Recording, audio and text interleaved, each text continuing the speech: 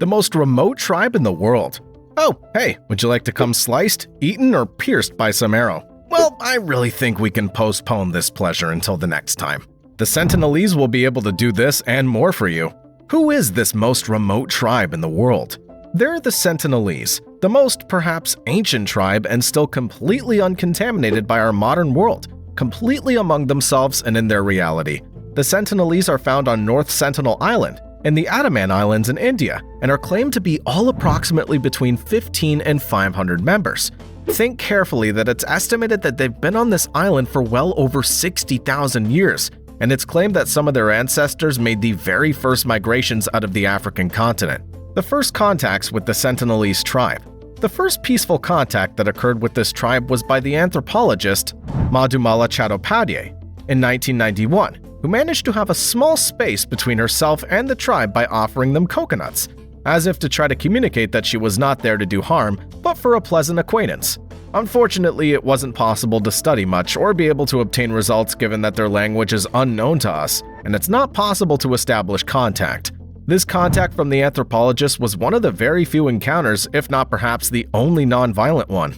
In the future, other contact attempts were made, but unfortunately they ended several times with killings by the Sentinelese. A very famous and striking case was that of John Allen Chau, a boy of just 27 years old, a missionary who wanted to teach them the world of Christ. He illegally paid some fishermen from those areas to accompany him to the island at night. Why at night? It was to avoid being seen by the military ships that have been covering the edges of that island since 1996, precisely because it's dangerous. It's strictly forbidden to even get close. Once he got close enough, he took a kayak and rode the last journey. When he arrived on the bank, he was greeted by a series of arrows fired by the tribe in an attempt to send him away or worse, kill him. The next day he tried again, but this time, unfortunately, they killed him. Before killing him, he managed to film a few moments before that tragic event, which you can search for online. Another case that demonstrates how ferocious and aggressive this tribe is towards its territory was that of two fishermen who practiced illegal mud crab fishing around the island, had anchored one night and had begun to rest for the next day. But the anchor didn't hold, and he took the boat towards the tribe, who, as soon as they saw him, killed them with arrows. In short, I must say that they've got good shooting ability. How do the Sentinelese support themselves, and how are they set up on a technological level? As mentioned above, they have good skills in using weapons such as bows and arrows. In fact, it's no coincidence that they're classified as a hunter-gatherer tribe. They mainly eat fish and wild herbs found on the island.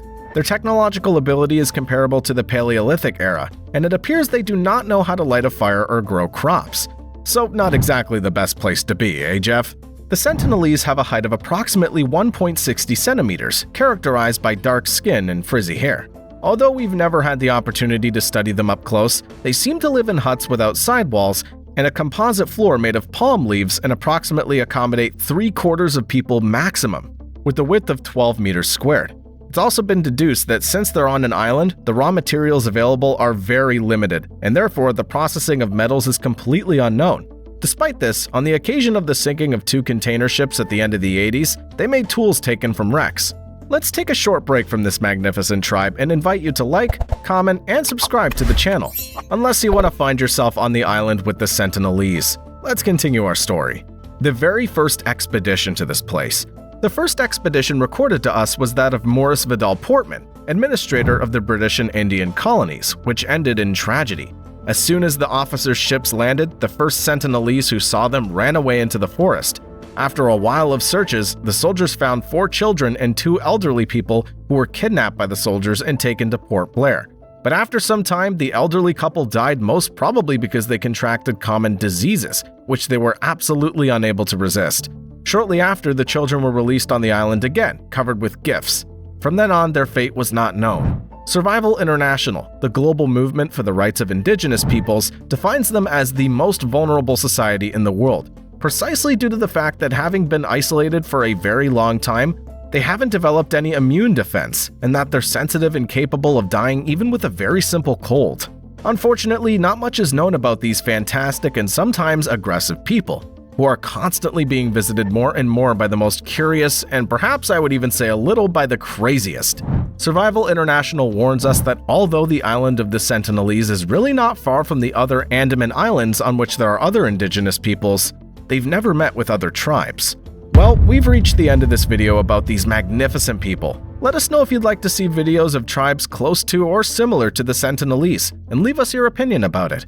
Do you think they should be helped or that they should be left alone? Having said that, I invite you to subscribe, leave a like, and enjoy another of the videos that'll appear on your screen.